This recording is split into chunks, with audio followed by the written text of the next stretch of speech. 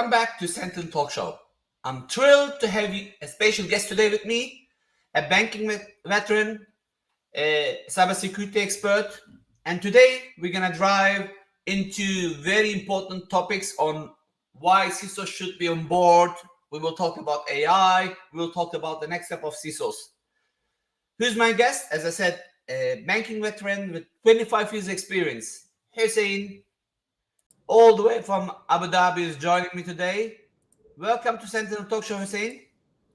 Thank you, Dr. Erdal. Right, it's really amazing to join you, right, and maybe share some of our own personal discussions we've had for the past few years. Right, really happy to be here, and even happier to have you as my host, Erdal.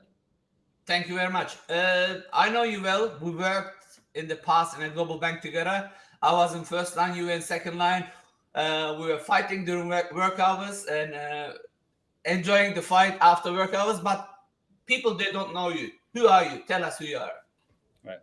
Okay. Very simply, right? Obviously, I've been in the cybersecurity domain for, let's say, now more than 30 years, right?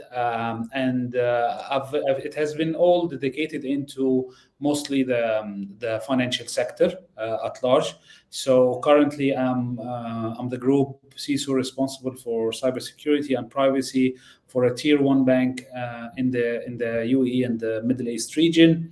Before that, I was the global head of third-party security, partnership, and critical engagement in a multinational bank. And I was also the regional CISO for Africa and Middle East region. And before that, I was also the CISO for a Greek bank, right? I mean, we all have jobs, but I think if I'm going to summarize the most things I remember from my career, it was not projects, it was not initiatives, and it was not even the places that I worked in. It's basically the work that I've done for the community. So, for example, I was one of the key founders of Information Security Committee in a variety of Middle East countries. I am an active participant in cybersecurity engagement, let's say, with regulators and on country levels. I have a few dear working group that works with me to establish cyber awareness and cyber maturity in the Middle East and across several markets. So basically, partnership and passion about cyber is what actually makes me tick every day. And I'm glad you are in the industry for so long. And today I'm gonna try to squeeze some knowledge from you. Looking at today landscape, I remember when you started 30 years ago. I mean, of course, you were not the CISO. We were just the IT guys, then the security guy, then the cybersecurity guy. But even today, I see that many companies are facing, or many CISOs are facing, issues on finding the seat on the board. And we worked in the past together. We had our seats in the necessary tables, but it wasn't that easy. What can you recommend for CISOs? How can they find their seats on the table, on the board? Thanks, Erdal, and thank you for recalling the old memories together, right? I think if I'm going to summarize it, and by far, this question is by far the most asked questions among all CISOs, right? And obviously, for good reasons, a CISO would require visibility and authority to execute their job, right? And sometimes this job is not executed as every CISO wish because lack of, let's say, management buy-in or lack of visibility, especially at the board level, which are ultimately responsible for the cybersecurity risk of any organization, right? But I would say the answer to this is quite simpler than what most younger CISOs would like to think, right? It's basically how do you put yourself in any room? It's not just the boardroom, just any room. You place yourself in any room by being relevant, which means when you speak to the board, you want to speak about things that are relevant to them. And second thing, you must provide value, right? I mean, if what you're saying is not valuable to the board, right, then probably they would not listen. And number three, partnership. You have to know that a board is probably looking for the CISO as their partner and their subject matter expert to tell them what to do. So it's not the other way around. This is where I find most CISOs don't get it right. So to break out this simple framework, being relevant, right? So if you talk cybersecurity, if you talk vulnerabilities, if you take cybersecurity incidents, you're a bit, that mean, trying your luck. I mean, the board has an oversight over the overall organization. They are not required to be cybersecurity expert, and what they expect actually from the CISO is to talk to them about business, about the things that they know, and then tell them how cybersecurity is impacting their business and their bottom line. So this is being relevant. You have to be relevant. You have to make cybersecurity topic relevant to the board, right? So this So is speak their language, not yeah, cybersecurity language, but speak the business language. speak the business language, exactly, right? You have to create relevance, and also you have to create value. I mean, for example, one could speak about business and cybersecurity, but actually the topic itself might not be valuable to the board. So I think the second thing is you ask yourself, what is the impact of the topic I'm talking about? What is the value to the board? Will they use it to make a decision? Will it change a direction, right? Is it useful for the organization? So this is creation of value. So a CISO should spend a lot of time understanding what they're saying and what does it mean. I mean, we have a vulnerability, fine. What does it mean, right? What value does this bring to us? Will it impact our critical business? Will it cause us to have issues with our customers? Is it going to break one of the, let's say, our crown jewels that we rely on for our revenues? So this is the value, right? And the more you are an impactful person and measuring the impact of what you say on the board, the more they will want to listen to you because you're providing them with honest advice. I think the third part, which is partnership, right, or expertise, some CISOs I see carry a stick. They go to the board and they say, "Oh, if you don't do this, this, and this, right, we'll have this risk, we'll have this incident," and they try to monitor fear. I'm not of that school. I think it should be partnership. For example, if you're trying to launch a digital transformation, for example, right? How can I be a partner to the board on this? How can I tell them, look, it's going to be, since you're launching this digital transformation, I think from a cybersecurity perspective, I would advise you to do so and so, which will empower the image of the organization, which will protect our customers, which will make us avoid any increase the trust with the customer. So when we talk to the board, we have to assure them, right? We have to tell them what is working and then tell them what is not working and what's our plan about it. So this is partnership. You have to think, I mean, very few CISOs think of themselves as part of the senior management, right? Or even as part of the board advisory. In my opinion, a CISO should see themselves as equally responsible as the CFO, as the CDO, as the CIO, as anyone on the organization, on the future of the organization itself, and only talk from that perspective. So this is where you create partnership with the board. I truly love what you said.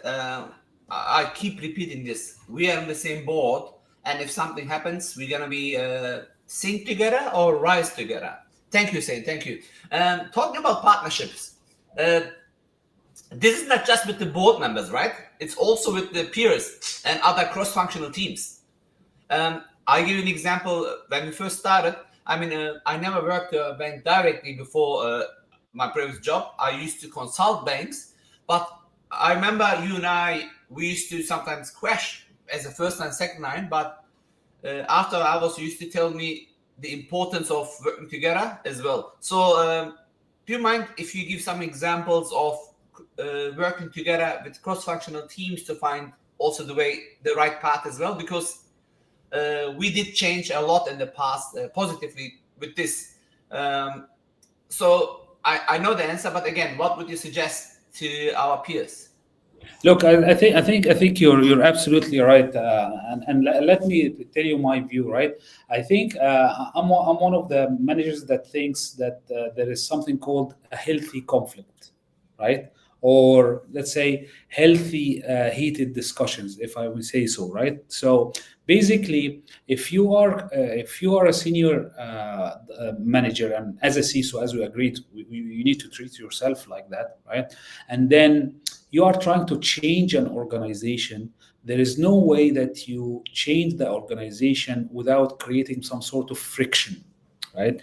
So this is, I mean, friction can be negative friction and can be positive friction. So negative friction is exactly what you described. Some CISOs, for example, consider themselves, right, we're the policeman of the organization. We're going to say this, the bad thing is going to happen, blah, blah, blah. And accordingly, they end up as, let's say, an undesired person in the room with their peers, right? But there is also the other way around. The other way around, which is creating a partnership, creating allies in the organization, making sure that you have your CIO, your CDO, your CFO, and everyone in their chain actually on your side. And only then, right, you can start creating the positive friction, because you have built respect, you have built partnership, you've listened to the business, you understand what they are trying to achieve, and you're trying to help them to achieve it, but in a secure way. And when this discussion happens this way, it's not going to be all flowery meetings and discussion. We all know that this is not true. But even when the conflict points or the friction points appear, they will be able to listen to you. And I think this is one of the biggest advices I would give to everyone. Make sure that you listen carefully, but also make sure that you instill the habit of other people listening to you. This is the measurement of the success of the CISO in the organization. Thank you, Sain. Thank you. I know you can talk all day about this, but let's quietly switch to other topics. Now, you mentioned relationships, the importance of relationships, and there is the good side of our role, which is, if when everything is okay, we are just a cybersecurity guy or the police trying to help the business. But unfortunately, sometimes bad things happen, like cyber incidents. And with this, we still need to work with the board, of course, then with the customers, then with the media. But my point here is different. What about general counsel? As CISOs, do you have to understand law? Or what do you think about CISOs tales to legal? We work in the past a lot with lawyers, not just during incidents, but as a cybersecurity mindset to have the incidents in our mind. So, what is your expert opinion on general counsel, legal? Why should CISOs partner with them? I changed the topic totally, but I stick in the partnership level. That's really, really important. And I think our fellow CISOs need to spend significant time on this. So, to repeat the question, do we have to be legal experts, or do we have to have a good partnership with general counsel? Yeah, I think it's a very important point, Erdal, right? And I'm really happy that you mentioned the general counsel. I mean, very rarely that you see either a general counsel and a CISO sitting in the same room, and very rarely that you will find a general counsel talking about a CISO, and it's very Unless rarely that you something find. happens, right? Yeah, Oh, exactly. there is an incident. Let's speak. Yeah, exactly. And a CISO talks about the general counsel. However, let's try to position this correctly, right? First of all, do we need to learn the law? I mean, as a CISO, definitely you will need to know a bit about your organization, a bit about its business. Maybe you're actually a CISO for a legal firm, right?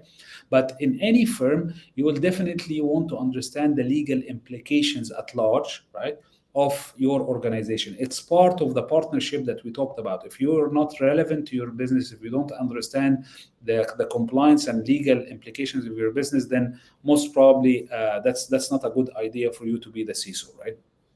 But the second most important bit of it is how do you form your relationship with the GC or with the legal counsel, right? I mean, legal counsel is not only for law matters; they are also the advisor of the board. They are the trusted advisor of the board, and they are very critical in managing all matters and all decisions, right, for the board. So, if we go back to your first question about how to approach the board, then I would I would think that the GC or the general counsel is a great entry point to the board, right? They have understanding of the whole organization.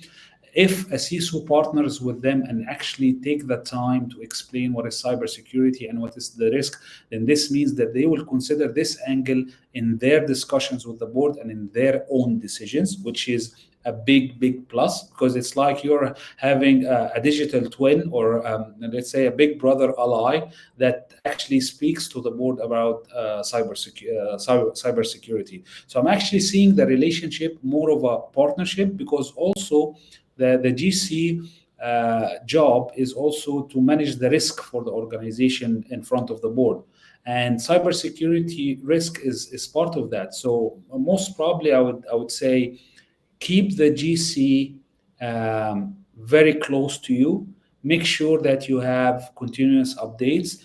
Make sure that if you're trying to raise a risk or you're trying to call out things, that you brief them to the GC, and also try to understand the pulse of the organization, of course, away from confidential stuff, right? And the feeling in the board from the GC. That's going to be your biggest ally. So I think the majority of alliance I would like to do in any organization is most probably with the GC, right? More than anyone else. I totally agree, Sain. Totally agree. Now, with this, I want to also touch a little bit the regulations. We talked about sitting in the board. We talked about having relationship with other teams and GC. And now, as a CISO, I mean, as a banking CISO, especially, I know it's all about regulations. I remember all these meetings coming from the field to the bank. I was lost in the beginning, and I'm still thankful for all your insights.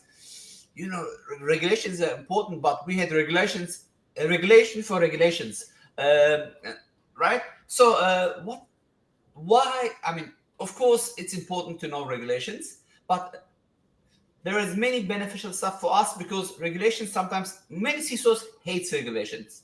Oh, who's gonna deal with that? But honestly, I understood that actually regulations are helping me to be more valuable, because when I go to the CIO, when I go to the CTO, sometimes like, hey, police, go away. But when I go with my regulators book in my hand, hey, I need this to happen because of this, then things are changing. So, as a CISO, especially for FSI, for a bank, the importance of regulations. And I know you read a lot about regulations, and you know most of the regulations by heart. So Yeah. there are so many regulations. Which one should they? First of all, importance of regulations, and then I will ask my next question. All right. Okay. I think of course this is the let's say I would say the bread and butter of cybersecurity is regulation, and especially in the banking sector. For the listeners who don't know, right, we're not only heavily regulated, we're sometimes multi-layered regulators. So we can receive cybersecurity regulations from different regulators to the same entity, federal, local, and others, right? And back to your question, Erdal, right? Regulations have several roles, right? Number one, I think in cybersecurity, at some point historically, when the adoption of cybersecurity understanding and risk was very low, the onus was on the regulators to issue these regulations in order to encourage the boards and the senior management to understand the cybersecurity risk and the need for investment in cybersecurity.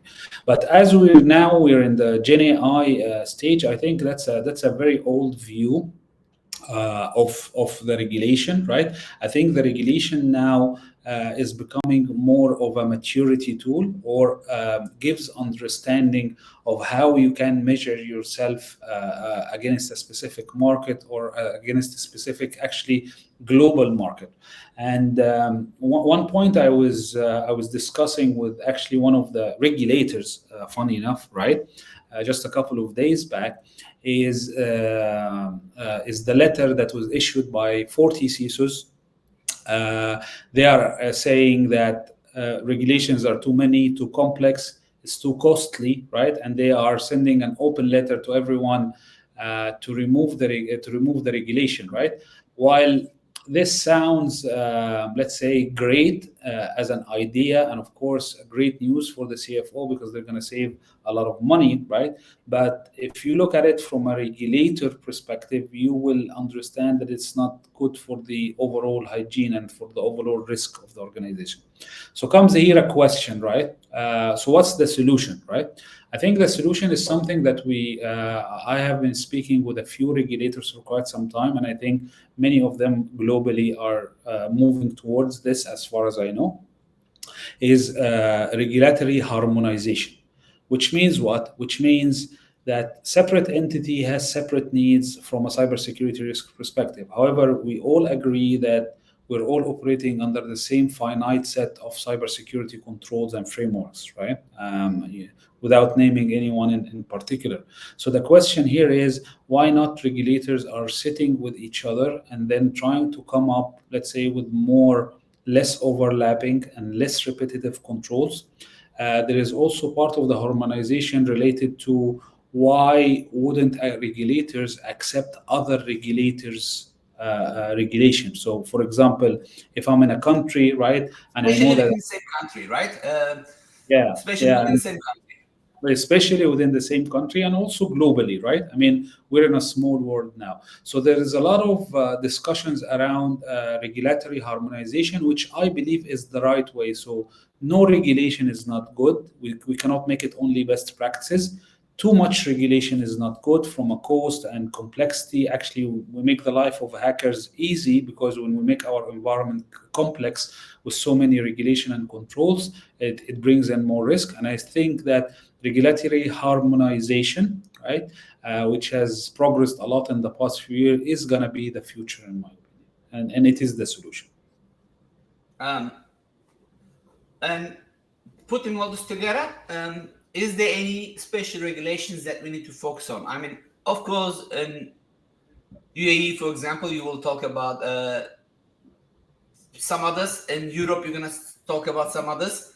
But as a CISO, I mean, as a global CISO, and you work in North Africa, you work in Middle East, you work in a global company. Yeah, you are based in Dubai, but you are the global head in a global bank. Yeah. Now you're the group CISO in a still global bank, even though they are more focused on Middle East. So, I mean, look, I can only so much, right? Yeah, I know both of us masters, PhD, books, this and that, but we're getting old. So which regulations should we focus as CISOs? Without mentioning name, I mean, you can say, for example, local regulations in your local country, then the answer is yours. Look, I'll tell you my own preference. First of all, obviously, it's a very tricky. I mean, because in many parts of the world, regulatory non-compliance is a zero tolerance topic, right? So, by any mean, the reality of the planet we're living in is that we'll have to comply with all regulations, right? I mean, that's the gist of it. It's not an However, option. yeah, exactly, it's not an option, right? But if I was given the choice, right, I would choose, if you allow me, Erdal, three types of regulation, right? I would choose a regulations of the type that focuses on governance, and I would love to have principle based governance like Europe, for example. But On their own, this is not enough. I would also like to have maybe one detailed one that focuses on actual controls, right? And how they are built. Like, for example, you can take PCI, right? Or CSA, right? So these are, let's say, control dictating. And I would leave the in between actually for best practice. So basically, the concept is if you know the right thing to do, and all organizations should know the right thing to do, then the principles and governance are enough for you to drive the organization. For the highly critical and sensitive, let's say, industries, you can use a low level control, and you probably should harmonize, as I mentioned, and then have one. And then the rest should be best practice, because what kills any industry is limitation to innovation. And whether we like it or not, sometimes regulations create limitation for innovation. So you need to level the play field and say, create your own best practices.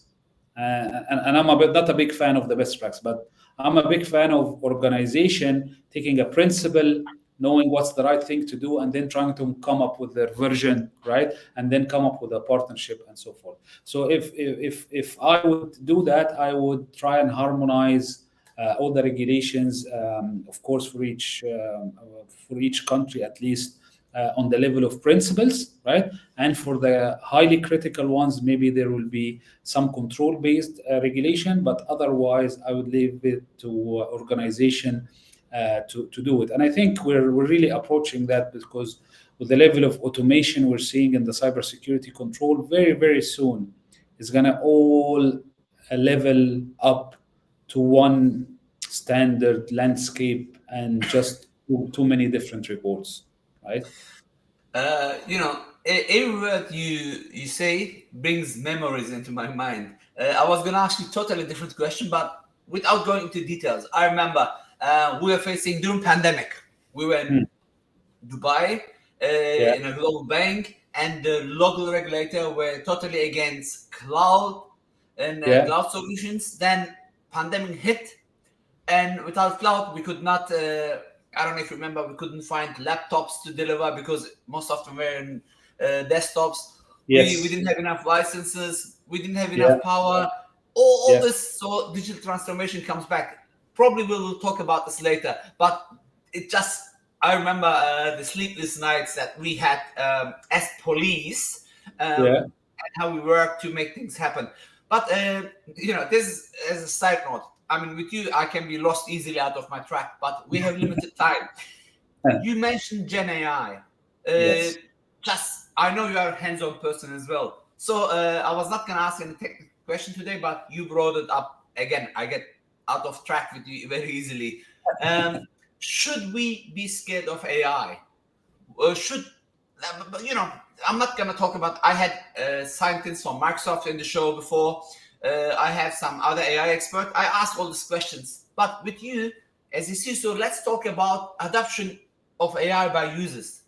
What are yeah, the critical use cases? So as a CISO, we have to ensure that our data stays securely within the organization. AI yeah, means data has been shared with the AI provider, because the yeah, AI is as good as the data is trained. yeah. So two options: are we going to cut AI, or are we going to limit what we share with AI and adopt AI? Your All opinion right. as CISO. That's again another good question. I know AI is the hype, right? And everybody's looking at this from a black and white perspective. Do we allow AI? Do we block AI completely? Right? There are so many Especially in flavors. banking, right? Especially in banking. I mean, Yeah, I don't want Microsoft, Google, Amazon, whatever, to train their data with my money, right? It's my yeah, money. Only yeah. my wife can know about it, or if I'm lucky, I can know about it, and that's it. And the government, so they can tax me. I don't want any third Absolutely. party to know. Absolutely, and as you say, privacy in specific, not even cybersecurity, is one of the biggest concern with AI, right? And I mean, there are tons of opinions around AI and Gen AI, but I like what you mentioned, Erdal, around the users, right? And users come in two flavors, as we know, right? So there are end users, who are the employees who are trying to, let's say, do their job day to day, right? And then there is enterprises as users, right? Like banks, as you say, or big organizations and so forth, right? So focusing on the first one, I think AI has become, let's say, a little bit faster than any other technology in terms of evolving. That the human nature, and I'm talking about the poor end users, didn't have enough time to get used to it, to actually understand it, to actually know what is it. So this is why you would find the very far right, which is the, yeah, there is AI, we're enthusiastic about it, and we want to do more of it. And then you'll find the scary truth is, oh, AI is going to replace me, or I don't know how to use AI, and so forth, right? So I think this is a bigger problem for us to focus on. And how am I relating this to security? I'm relating this to security because at this stage and with this evolution, right? I don't think we can stop the inevitable. And I'm not a CISO who, let's say, by the way, encourages to stop progress by any means, right? I always try to find solutions. And but the adoption speed of AI is actually very confusing to the end users and your users, and how the protocol and how they use AI will make a huge difference in the security controls that you implement, the environment you are in. I mean, even if you are in banking and so forth, right? So the big worry here is actually, and if you ask me, is ignorance of the users, right? Because there wasn't much time for anyone to adopt to anything, right? Now, from an enterprise or big organizations perspective, I would like to think that this is a maturity journey. So adoption to AI and Gen AI should happen very, very slowly. A, to allow users to understand it, and then B, to actually create useful cases of AI. I mean, if you look at all the statistics, most of the investment thrown at AI is either unsuccessful or incomplete or doesn't meet ROI requirement, right? Which is I mean, many of the use cases, and this is mainly because we're trying to play with it rather than actually put it in a process whereby we learn it, we understand it, and then we build it. Cybersecurity is even harder because you're not only restricted or trying to restrict the AI, you're actually, as a CISO, in a very tough position right now because there isn't enough tools to monitor and restrict AI. It's very hard to do, right? And even cybersecurity providers, even Gartner, I was reading on it, right? There isn't enough maturity in the market. So basically, as a CISO, your job is very, very hard. It's either to say completely no, we don't want to use it, or you use it, however you understand the risks coming with it because the organization wants to learn it, but also you don't have the means and tools out there to protect your user and protect your organization information.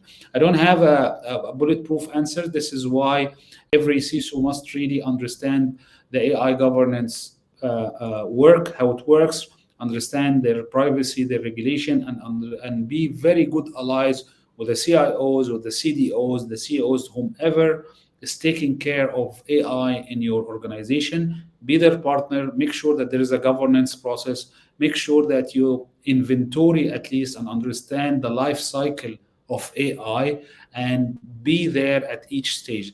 I do not believe that CISOs worldwide have any claim to say that they can control the risks of AI, Gen AI, and agentic AI, but I believe we're on the way to. So you need to take it step by step.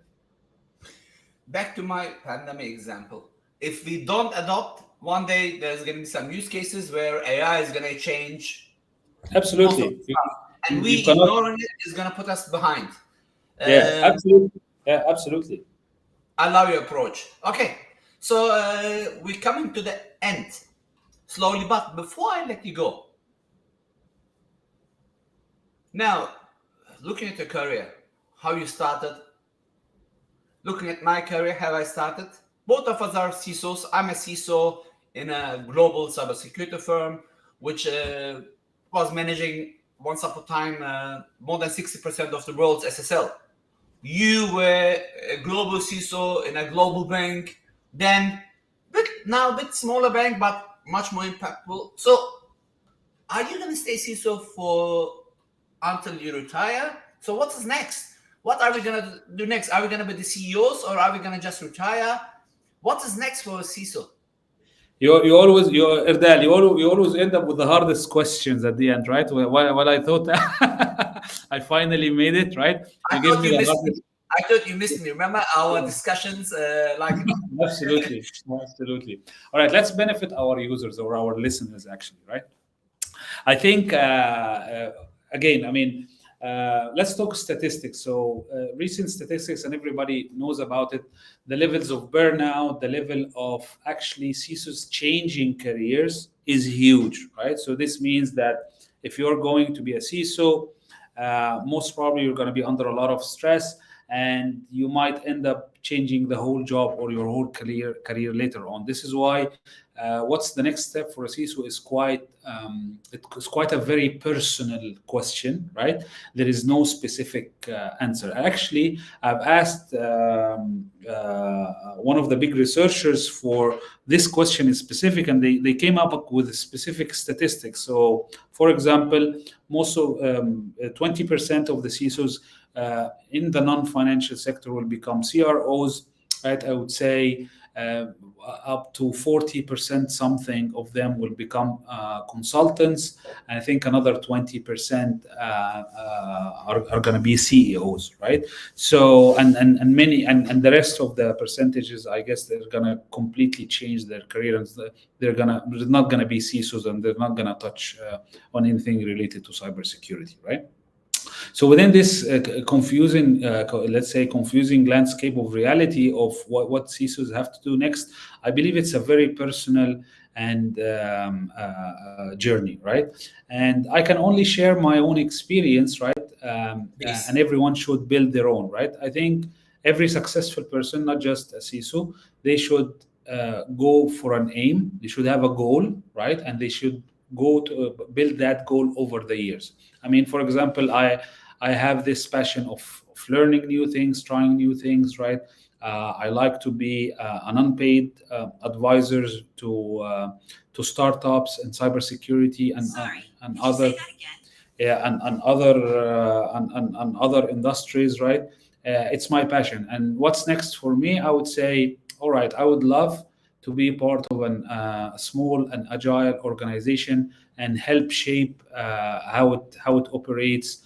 I would like to be in an innovation or innovative cybersecurity product, and actually, I do that with intention. So, for example, with my current organization, I have convinced them to do a startup cohort, right, for cybersecurity. So I actually convinced them that cybersecurity is one of the most growing industries worldwide, and we can actually, as a bank, we can start empowering them by onboarding them, and maybe, who knows, right? Maybe someone would like to invest in them in the future, right? So I'm keeping it open, but it's my passion. I think it's my passion. It's very personal. I think every CISO should have this me time and think about what's next, right? And build ahead from there. That's all I can say. Thank you, Saint. Thank you. We doubled our time. We said 20 minutes, but we already hit nearly 40 minutes. Thank you very much. Expected, very And I much know expected. we can do another 400 minutes. We did it in All the right. past. So it's always a pleasure speaking to you. Any last words? No, my last word is possibly thank you, Erdal, for allowing me this time, right, and allowing me to talk to your listeners. And I would advise them. Let's say I'm very visible on LinkedIn. I'm very approachable person. I usually respond to every message. But I would say, if you are a student, if you are someone in academia, you're trying to do research and you want some sort of mentorship, then please reach out to me on LinkedIn. If you are a startup, then please follow through my posts. You might find things that you will like, right? And for all others, as I mentioned in the beginning, provide a value and meaningful communication, and possibly we can become friends. Who knows? Thank you, Saint. Thank you very much. Thank you, Erdal. With this, we're coming to another end of a very insightful episode. A massive thank you for our incredible guest, Hussein, a very good friend of mine. He shared his thoughts about the current CISO and what is there for the next CISO. Thank you for everybody who watched. We appreciate your support. Be sure to follow us for more. Hussein's name was on the screen, Hussein Bahgat. You can see it in the post. Please go ahead and follow him. And thank you very much, and see you next week.